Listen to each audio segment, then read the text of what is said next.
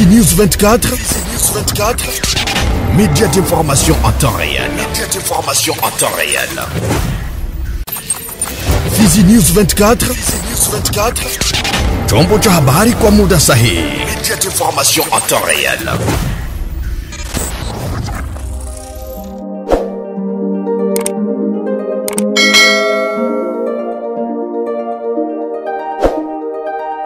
Hali gani unayo mpenzi mtazamaji wa Fizi News 24 TV, na atumai umri wa afya na muda kama na huu uko kando na TV yako kwa ajili ya kuweza kusikiliza taarifa zetu za habari. Ni muda wako sahihi wa kuweza kupata taarifa habari katika lugha tukufu la Kiswahili. Ukisikia sauti kama na hii, si mwingine bali ni Safari Almas ambaye anakuletea taarifa kwa siku ya leo. Tega sikio na unipe macho mwanzo hadi mwisho, na sema karibu. Tuanzie na huko Kinshasa ambako serikali ya Kongo ilitangaza Jumamosi kusimamishwa kwa shughuli za chama cha kisiasa cha PPRD kote nchini DRC, chama ambacho ni cha rais wa zamani Joseph Kabila Kabange, ambako inamtuhumu kwa kimya zidi ya uvamizi wa Rwanda mashariki mwa Jamhuri ya Kidemokrasia ya Kongo. Katika taarifa rasmi ya waandishi wa habari iliyosainiwa na naibu waziri mkuu anayesimamia mambo ya ndani, wizara hiyo inakemea na inalaani mtazamo uliozaniwa kuwa utata wa Kabila, seneta wa maisha na kinara wa PPRD, kwa kuwa hajawahi kulaani kwa kutekwa sehemu moja nchi na jeshi la Rwanda pamoja na mshirika wake M23 wa AFC, wala katika hotuba zake au wakati wa kurudi kwake hivi karibuni kwenda Goma, mji ulio chini ya udhibiti wa waasi. Kwa msingi wa sheria namba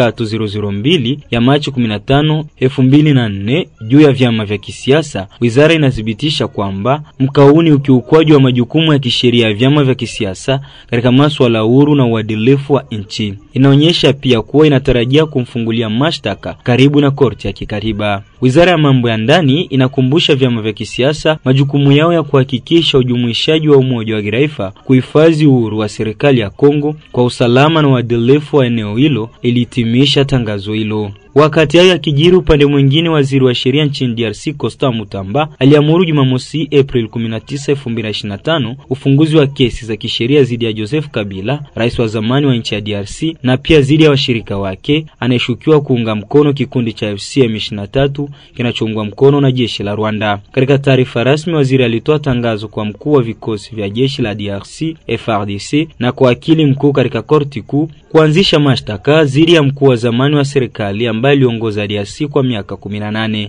Kwa kuongezea, aliamuru kuzuiliwa kwa mali zote za seneta huyo wa maisha Joseph Kabila. Tangazo hili linabainisha kuwa hatua za kizuizi zimechukuliwa dhidi ya wanachama wote na maafisa wa PPRD, chama cha Joseph Kabila kilichohusika katika kesi ya juu ya uhaini kwa taifa. Hatua hizi zinalenga kuzuia jaribio lolote la kutoroka au kuficha ushahidi. Uamuzi huu unakuja wakati shida ya usalama inaendelea mashariki mwa nchi ya DRC, ambapo AFC na wale washirika wake wa M23 waliungwa mkono na Rwanda wanaendelea na mapambano dhidi ya vikosi vya serikali na wazalendo na kusababisha maelfu ya vifo na mamilioni ya watu kuhama makazi yao. Joseph Kabila anatuhumiwa kwa kushiriki moja kwa moja katika uvamizi huu ambao kulingana na serikali ni ukiukwaji mkubwa wa uhuru wa kitaifa. Huko Goma ni kwamba zaidi ya wafanyakazi wa ndani 800 kutoka kwenye shirika la IFDC, Union des Femmes Domestiques du Congo katika lugha ya Kifaransa, huko Goma jimboni Kivu ya Kaskazini hawana makazi, huku wengine hawajapata mishahara yao tangu mwezi Januari. Hivyo ni kutokana na mzozo unaoendelea kwa sasa mashariki mwa DRC. Charles Migo ni mmoja wa viongozi katika shirika hilo, amesema kuwa kwa sasa wafanyakazi hao wa kazi za manyumbani wanaishi maisha magumu, huku mmoja akianza kujishughulisha na kazi za kuuza mkana unga. Charles Migo anaeleza fuata kwenye TV yako. Parmi wale watu wenye wako touche na hii situation, kuna kuwa pia wafanyakazi wa mnyumba, na wengi kati yao wanajikutana wanapoteza kazi. Wengine wanabaki ndani ya kazi lakini wanakuwa na shida ya kulipiwa na wabose wao, kwani nao peke nao iko na shida ya kupata pesa. Wengine wa bose wao walikimbia vita, wengine wanabaki ndani ya manyumba ya wabose wao, wanawaachia wachunge nyumba, hakuna chakula, hakuna pesa, hakuna mshahara yake inafika, donc inakuwa yeye peke anajidebrie juu ya kuishi. Kwa leo tunahesabia 1600 wafanyakazi wa mnyumba wenye deja tunaenregistre ku niveau yetu ya IFEDOKE, na leo tunapaswa hesabia au moins 50% kupiti ukati yao walishapoteza kazi, wala wenye wanapitia ma difficulté ya kutolipiwa. Lakini IFEDOKE inapima kusindikiza wafanyakazi wa mnyumba kwa kufanya uchuruzi kidogo kidogo. Huko Ruchuru ni kwamba kirengo kinachohusika na mbuga za wanyama katika eneo la Nyakakoma tarafani Ruchuru jimboni Kivu ya Kaskazini kimewataka raia wa eneo hilo kutokutumia maji ya ziwa Edward hivyo kutokana na viboko vingi kufariki eneo hilo kwa ugonjwa anthrax. Akizungumza na TV yako Bwana Jeredi Kambusa, mmoja wa viongozi wa kirengo hicho, amesema kuwa viboko vingi huwa vinafia kwenye maji ya ziwa Edward kwa magonjwa ya anthrax ambayo yaweza kuleta madhara mengi kwenye mwili wa binadamu.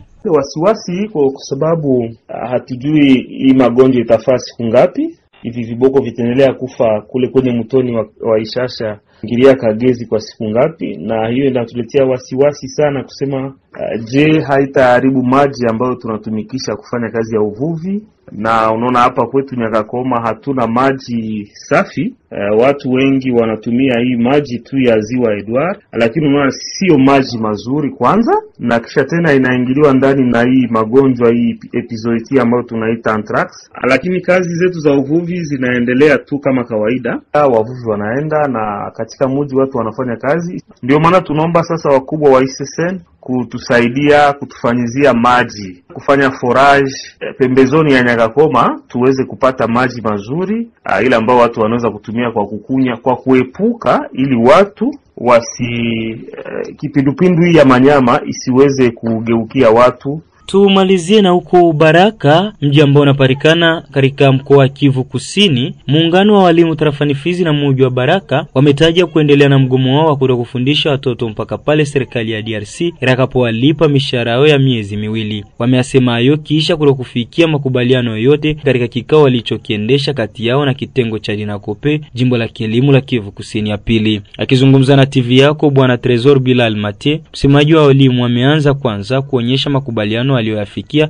katika kikao hicho. Ndio nadhani tuliweza kuorganizia Assemblée Générale mnamo tariki 8 za mwezi wa 4 na walimu wote wa teritoria ya Fizi na wa vile ya Baraka mnamo EPAK ato kusudi kujadiliana kwa kufatana na retare kupokea nyuma ya walimu, na ndio maana tumefika hapa ili tuje tukumbushe walimu ya kwamba ile decision yenye iliweza kamatiwa pale mnamo tariki 8 kunako shule la msingi Ake ato Baraka ndiyo hiyo ambayo walimu wanazidi kukamatia.